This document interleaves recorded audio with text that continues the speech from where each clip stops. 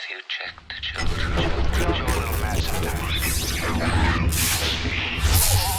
Hi, I'm Chucky. Wanna play? Sometimes that is better.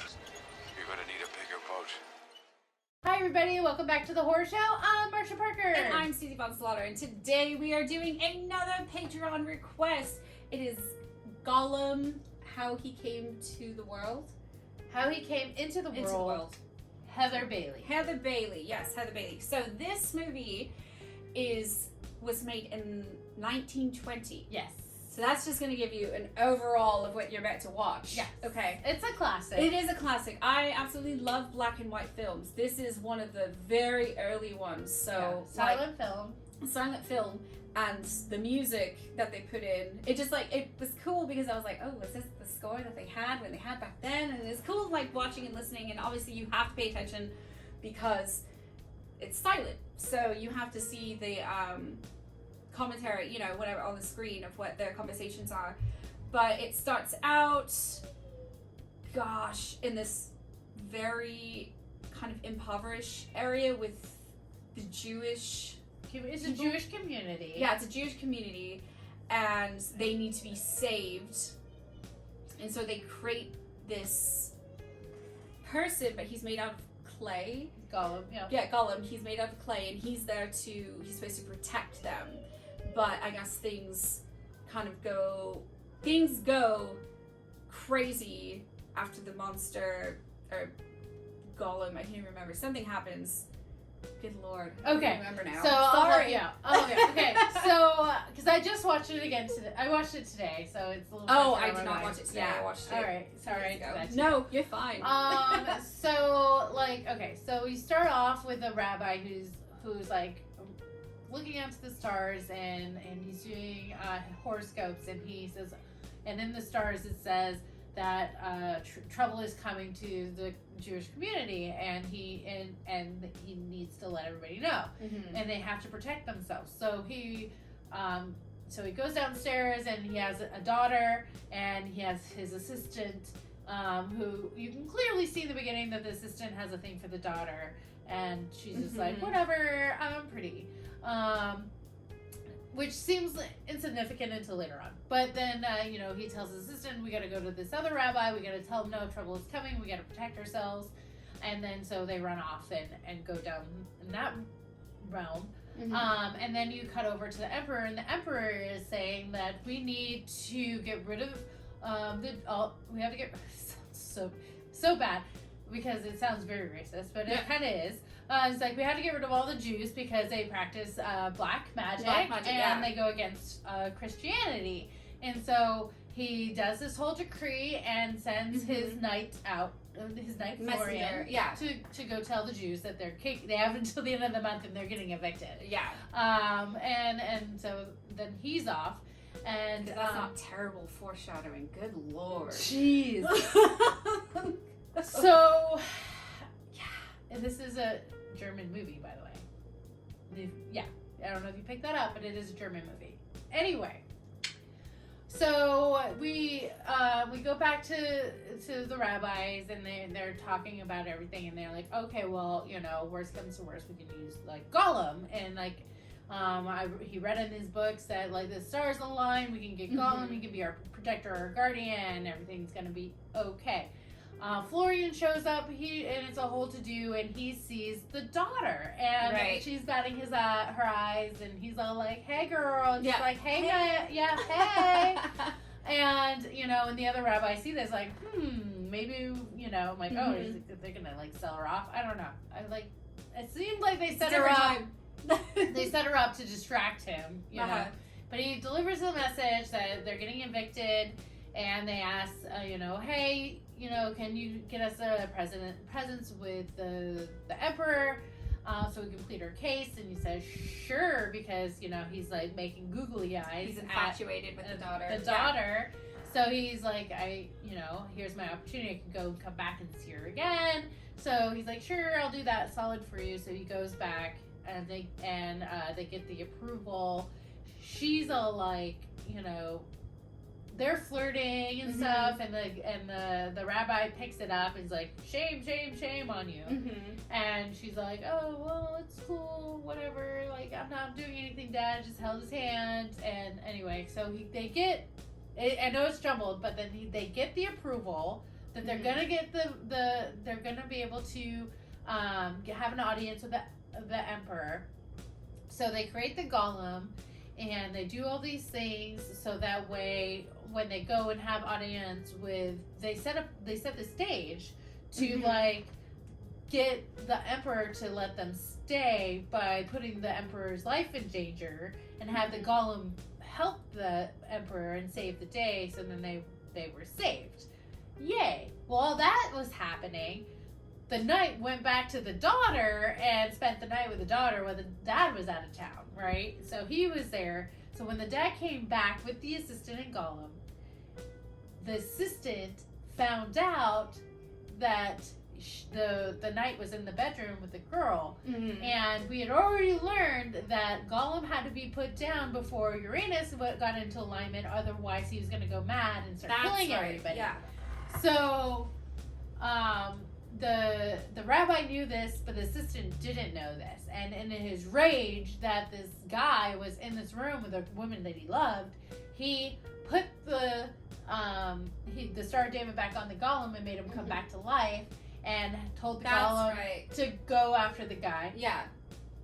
And the Golem gets enraged, and they try to, the guy was trying to protect the girl, and he just knocks him out of the way and takes the girl. Mm-hmm. And everything starts going crazy. He starts burn down the rabbi's house, and meanwhile everybody's in the streets like, yay, we're saved, Yeah. and like the rabbi's awesome, and nobody knew what was happening. And then all of a sudden, like, pandemonium, the Golem's just going crazy. And then they tell the rabbi, and he's like, oh no, what do I do? And then the knight dies. He gets killed by the Golem. The girl, like, is okay. Somehow, then it got a little confusing, and next thing I know, like, it ended with a girl stopping the Golem because there was, like, a little girl that he picked up, and he was like, oh, look at this little girl. And she takes the Star of David off, and he just dies and goes back, and then everybody was saved again. And, everybody but the poor knight was saved. Well, It he was crazy. kind of a prick anyway, though. I guess, I don't know, he just was trying to get his, He's trying to get his dick wet. Just trying to get wet. It didn't work out for him because No. the messenger is the one that she was like all about. You're right. The The assistant professes love, and just like, let's not talk about the dead guy. And everyone does talk about that. Yeah. And then all the Jews were saved. Yeah. The So yeah, it's not a film for everyone. Again, like it is from I appreciate it because it's older. I mean, I love the older films. It's interesting, see like how they used to do things, and there's some even the Universal monsters, some of their the effects they used even in film really surprised me that they were able to do back then. So this a lot of fire and smoke. Yeah, this one for sure is a good representation of early filmmaking. Yeah. So, and the fact that they did take on such a dark kind of subject. Yeah. I guess, but then again, you just say they were German. So, and this was filmed in 1920. Yeah. So, kind of give that. You have to kind of like look over a little bit of that stuff. And like, not to say it's forgivable, it's just, that's just what it was. Like, don't even, I didn't even think about that really until, I didn't let that take me out of the story, I guess.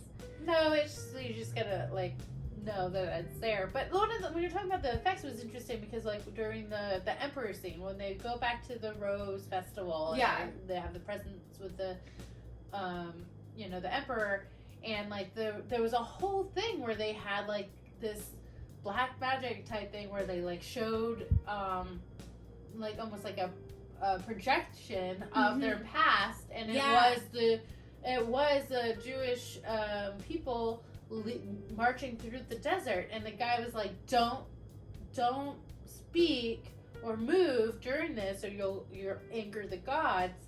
And the gesture started making everybody laugh, and they were laughing, and so then all of a sudden the whole like palace was crumbling down, and they couldn't get out because Golem was holding them hostage there, and they were going to get squished.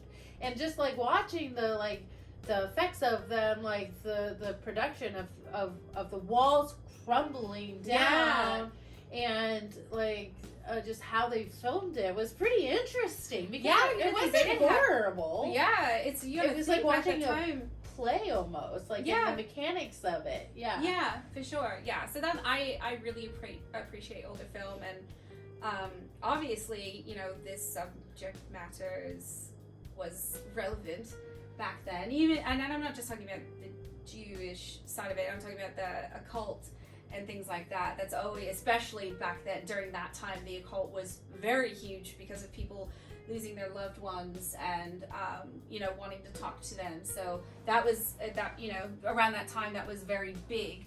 So, but I can only imagine people going to movie theater and watching that and seeing that for the first time. Like I said, this is very early, so you know, it's I wish I could have been there for something like that. Just if I could ever go back in time, it's just like watch something like that and see people's reactions, like people falling out of their seats because I think they're actually coming at them. You know what I mean? So yeah, it was very interesting. It's very I thought it was very long. It was an hour and 41 minutes. And when you're silent, and it's a silent film, so if you're not used to like watching that type of movie, it is hard to like stay focused because you really have to sit there and watch it. You can't be doing other things. You miss the dialogue and if you miss the dialogue, you have to go back because you're like, what? And I was kind of having fun because I was watching it with Alex actually, and I'm like making like I'd read the words out loud when it come on the screen, and then I'd be like, as they were playing, I'd like give them my own dialogue. Like, oh, that's awesome. Yeah, so it was kind of fun in a way. It was almost like charades for me, like you know, I don't know.